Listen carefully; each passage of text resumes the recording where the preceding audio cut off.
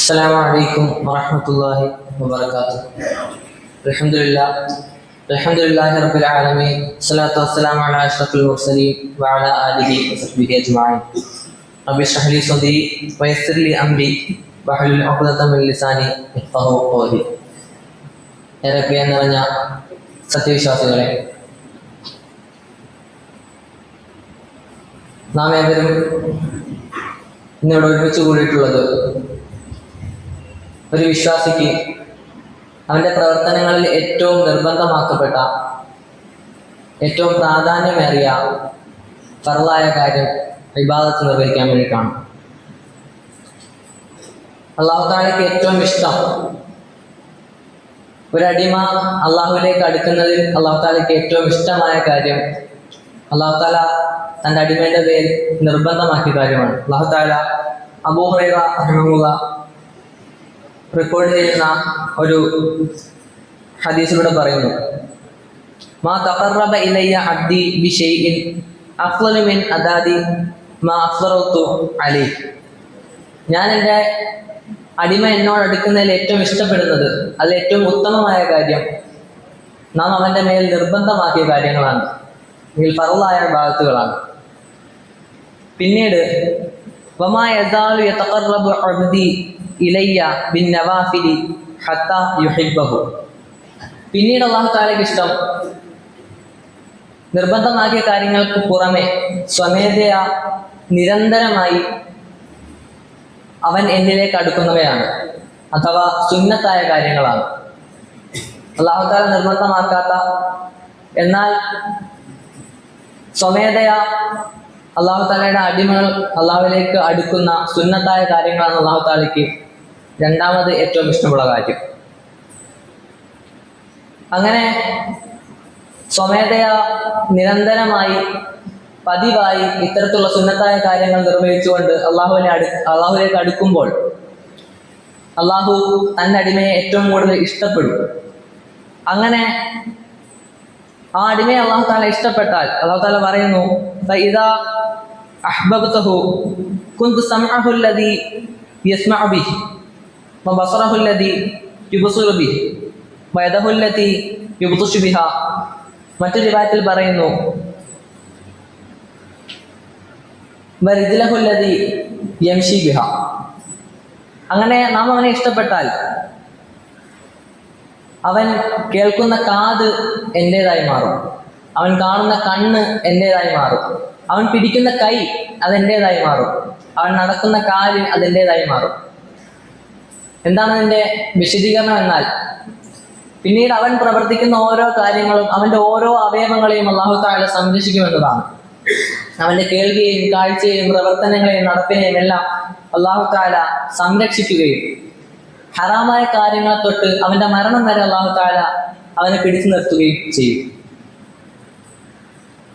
അതിനെ തുടർന്ന് അല്ലാഹു തആല പറയുകയാണ്, വലഇൻ സഅൽനി ലഅതിയന്നഹു വലഇൻ ദഅാനി ലഅജീബന്നഹു വലഇൻ അസ്തഅദനി ലഅതനഹു. അവൻ എന്തെങ്കിലും കാര്യം എന്നോട് ചോദിക്കുകയാണെങ്കിൽ ഞാനത് കൊടുക്കും, അവൻ എന്തെങ്കിലും എന്നോട് പ്രാർത്ഥിക്കുകയാണെങ്കിൽ ഞാനതിന് ഉത്തരം കൊടുക്കും. ഇനി അവൻ എന്നോട് എന്തിനെങ്കിലും തൊട്ട് കാവലിനെ തേടുകയാണെങ്കിൽ ഞാൻ അവനെ സംരക്ഷിക്കും. അതായത് സുന്നത്ത് പതിവാക്കിയ ഒരു അടിമയെ സംബന്ധിച്ചിടത്തോളം അവൻ്റെ സൃഷ്ടാവായ അല്ലാഹു തആല അവനെ ഏറ്റവും കൂടുതൽ ഇഷ്ടപ്പെടുകയും അവന് വേണ്ട കാര്യങ്ങളെല്ലാം ഇത്തരത്തിൽ നടപ്പിലാക്കി കൊടുക്കുകയും ചെയ്യുന്നു എന്നതാണ് ഈ പറഞ്ഞതിന്റെ സാരാംശം. നിർബന്ധമാക്കിയിട്ടില്ലെങ്കിൽ കൂടി സുന്നത്തായ പ്രവർത്തനങ്ങൾക്ക് അതിൻ്റെതായ പ്രാധാന്യവും പ്രതിഫലവും ഉണ്ട്. സുന്നത്തായ കാര്യങ്ങളിൽ ഏറ്റവും പ്രധാനപ്പെട്ടവയിൽ ഒന്നാണ് സുന്നത്തായ നമസ്കാരങ്ങൾ. മറ്റു റിവായത്തിൽ നബി സ്വല്ലല്ലാഹു അലൈഹി വസല്ലം നമ്മളെ പഠിപ്പിക്കുന്നുണ്ട്, 12 റക്അത്ത് സുന്നത്ത് നമസ്കാരം, ഫർളുമായി ബന്ധപ്പെട്ട ഫർളിന്റെ 12 റക്അത്ത് സുന്നത്ത് നമസ്കാരങ്ങൾ ആരെങ്കിലും പതിവായി നിർവഹിക്കുകയാണെന്നുണ്ടെങ്കിൽ അവന് സ്വർഗത്തിൽ ഒരു വീട് പണിയപ്പെടുമെന്നുള്ളത്.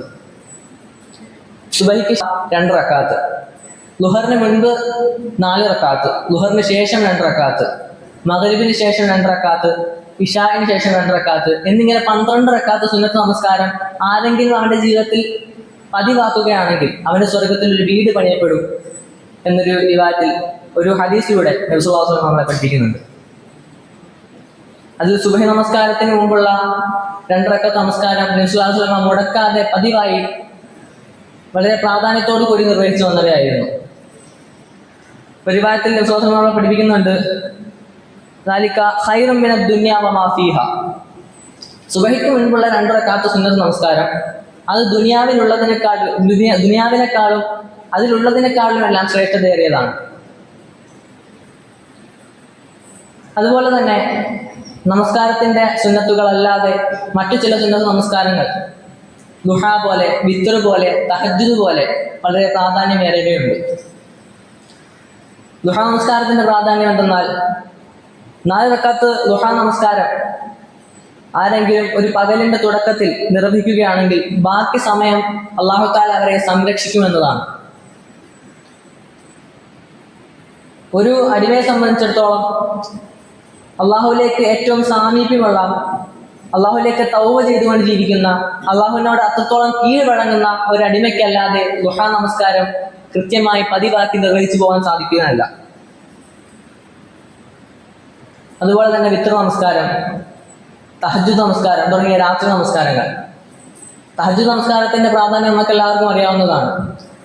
ദുആയ്ക്ക് ഒരുപാട് ഇജാബത്ത് കിട്ടുന്ന സമയമാണ് തഹജ്ജുദിന് ശേഷമുള്ള സമയമൊക്കെ. തഹജ്ജുദിന്റെ ദുആ ഉന്നം തെറ്റാത്ത അമ്പ് പോലെയാണെന്ന് നമ്മൾ വീട്ടിൽ കേട്ടിട്ടുണ്ട്.